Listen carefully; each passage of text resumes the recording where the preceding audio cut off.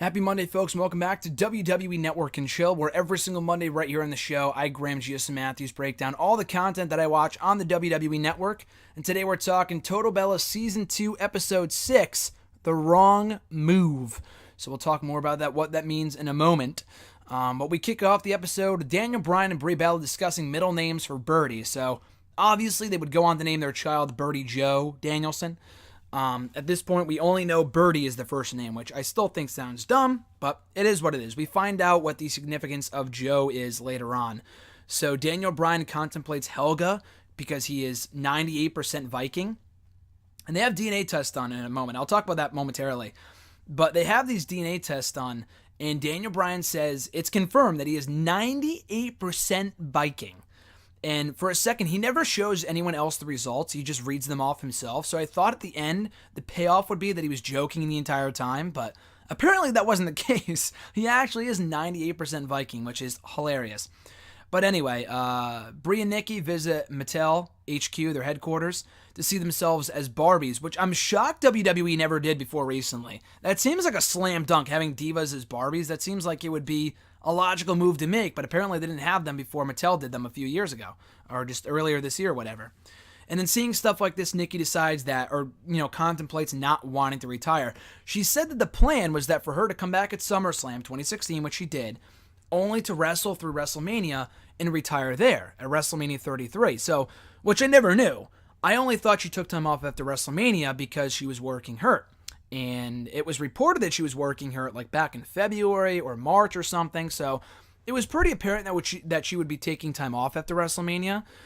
I never knew that the plan was for her to retire altogether after WrestleMania. Now, it might have been a case like with Brie where she might be taking time off and she doesn't know for sure that she's retiring. Like Brie Bella, like she quote-unquote retired at WrestleMania 32 in the kickoff show, yet she might be coming back for, might be making an in-ring comeback at some point. So she's not actually retired. She's just taking time off. And if she never wrestles again, then yes, that was her retirement, that type of thing. But anyway, I thought it was interesting she brought that up because I did not think that that was ever a plan for her to officially retire at WrestleMania. Anyway, so Bryan brings the entire family together for a DNA test to determine their heritage, and he wants to prove to Brie that he actually is as much Viking as he claims to be. And he claims he's a Viking, or they don't get the results back yet, but they all just take the DNA test. Everybody, Mama Bella, Lauren, JJ, Brie, Nikki, everybody. So Lauren encourages JJ's wife Lauren, encourages her husband JJ to start an Instagram page. And they talk about Lauren being a blogger, and she challenges JJ to start a blog himself. And he thinks that it's not much work, it's much easier than it seems, it's a piece of cake, so JJ wants to do that and takes her up on the bet. So she says, start your own blog and we'll see for sure if you can actually do what I do and put as much effort and work into it that I do. So we'll get back to that momentarily there's a bet that goes on. So John Cena does not want to see Nikki Bella incredibly busy after WrestleMania. And although she plans on taking time off, she wants to do a million different projects. And he doesn't want her to follow in his footsteps and being super busy coming out of WrestleMania because it's going to get to the point where it's going to, affect her physically.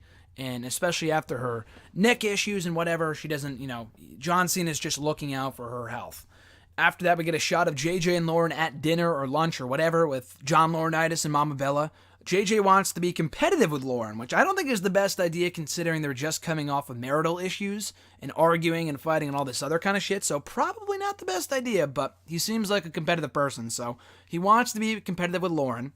And Mama Bella says that she has respect for Lauren for what she does as a blogger and, having business experience, she gets where she's coming from, but she makes a bet. Mama Bella makes a bet with JJ for $1,000, no joke, that he can't triple his follower account on Instagram in 3 weeks. By the time this challenge, this bet started, he had 15,000. So he had to get to 45K in 3 weeks. 45,000.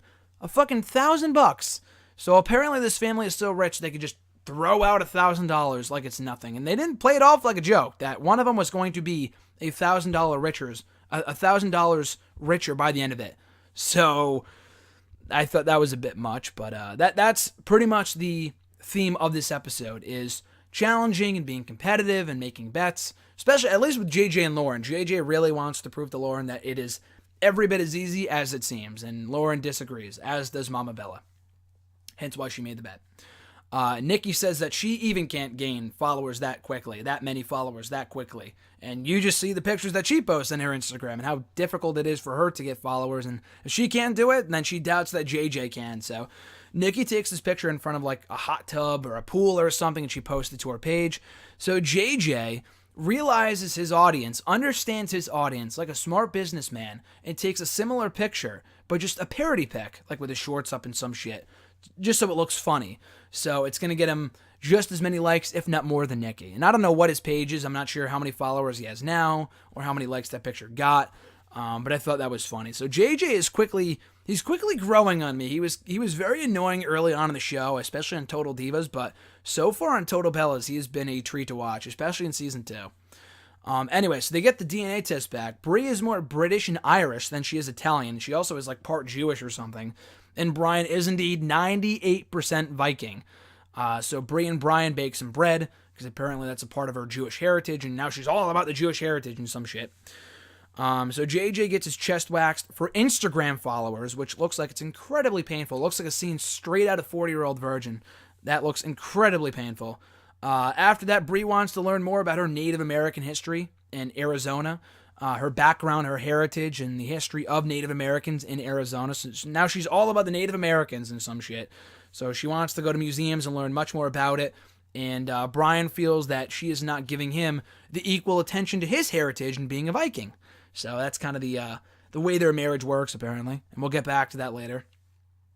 We get some shots of Miz and Maurice mocking Cena and Nikki on the Total Bellas bullshit, the Total Bullshit knockoff they did on SmackDown earlier this year, leading into the WrestleMania Mixed Tag Team match, which was hilarious. Some of the best work Miz and Maurice have ever done. I thought that was so great and on point when they did that. And JJ even got a laugh out of it. He was backstage at SmackDown, and he got a laugh out of it too. So while he's backstage at SmackDown, he's taking pictures with the women, like Alicia Fox and Natalya and Renee Young, again, knowing his audience and thinking that if Renee Young, like, reposted or not retweet, whatever the slang term is for Instagram when you repost someone's picture, that he's going to get more followers that way. And apparently they show the follower count going up to like 30,000, so it does work.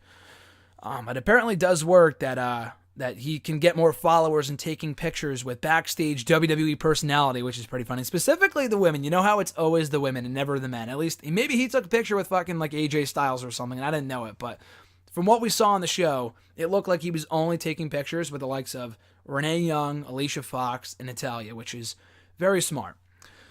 Nikki realizes after doing the whole thing with Miz and Maurice and Cena that she just does not want to retire. She's having way too much fun. So JJ updates the family on the bet when they're out at dinner with Lauren and Mama Bella and John Laurinaitis, and Nikki Bella's there too, about how many followers he's at and how well it's going and how he's posting all these pictures. And she's like, well, that's not real blogging, that's not real picture blogging or Instagramming, whatever. And he's like, dude, I'm just doing it for the bet. I'm just doing it for $1,000. What you do, whatever you got to do for $1,000, and this is what I got to do. So I can't argue with him there. So anyway, so Nikki pulls JJ aside. He kind of upsets Lauren. So Nikki pulls JJ aside and says, look, you need to focus on lifting your wife up and not so much on this competitive bullshit. You need to stop tearing her down and stop telling her that her job is every bit as easy as it looks. It's not exactly going to help your marriage, especially at this point in time when you're already in hot water as it is. So, and JJ has this quick interview where he's like, they're always annoying me. I always feel like they feel like I'm going to fail with whatever I do, which is why I challenge them, which is why I do these bets and I'm competitive, because I feel like they feel that I'm going to fail at whatever I do. So he gets over that. He goes back to dinner with Nikki. He apologizes to Lauren. He brings her a rose that he just ripped off from a damn plant outside. And then he forfeits the bet and buys dinner. So I guess it's not $1,000 that he owes Mama Bella, but she says, okay, so you didn't lose, you forfeited. So at the very least, you gotta buy us dinner. So I guess he does that. So anyway, at the end of the episode, Brie and the entire family throws Daniel Bryan a Viking party to celebrate his heritage. And that was when they decided on the name Birdie Joe as a baby name, because Joe, I guess, was their Poppy's name or something like that. Brie and Nikki's Poppy grandfather's name or something. So I guess that was a part of their Jewish heritage, that the middle name and a name like that has to be taken after someone special to you, which is why they went with Birdie Joe. So it sounds normal now because I hear it all the time on WWE TV when they talk about the kid and everywhere on social media, but it does still kind of sound ridiculous. It does, it is pretty awesome they used the name Joe as a middle name. Birdie Joe sounds a little dumb, but again, that's just my 2 cents. Anyway, so to close out the episode, we get a clip of John Cena facing Fandango at SmackDown, and it was during that match that Tyler Breeze came out dressed as Nikki Bella and doing the impersonations and shit. So when he was doing that, it was a great segment. Nikki Bella speared Tyler Breeze. We didn't know about this at the time, at least I don't think so. So when she spears Tyler Breeze, she jacks up her neck a bit, and it feels weird, and she continues on anyway. She immediately knows something's wrong, because she does her finisher anyway to Tyler Breeze, despite the fact that she's in pain. So they go backstage, and they immediately see a doctor, her and John Cena. The doctor says that you might have just strained a muscle in your neck, but we're going to have the x-rays done tomorrow, wherever. So they're going to do that immediately. We're going to get an update on her injury in the next episode of Total Bellas airing next week. So for Season 2, Episode 6, The Wrong Move episode of Total Bellas, I thought it was an enjoyable episode. JJ is quickly, as I said, becoming one to watch. He's very entertaining. The stuff with Brie and Bryan is great. Bryan just gives no fucks on Talking Smack, SmackDown, Total Bellas, what have you. The guy gives zero shits. And the whole Viking thing is just hilarious. So between that and the JJ bet, this was a very good episode and one of the better ones of Season 2 so far. So there are only 2 episodes remaining. This one and then the Season 2 finale in 2 weeks. Or next Tuesday, whatever.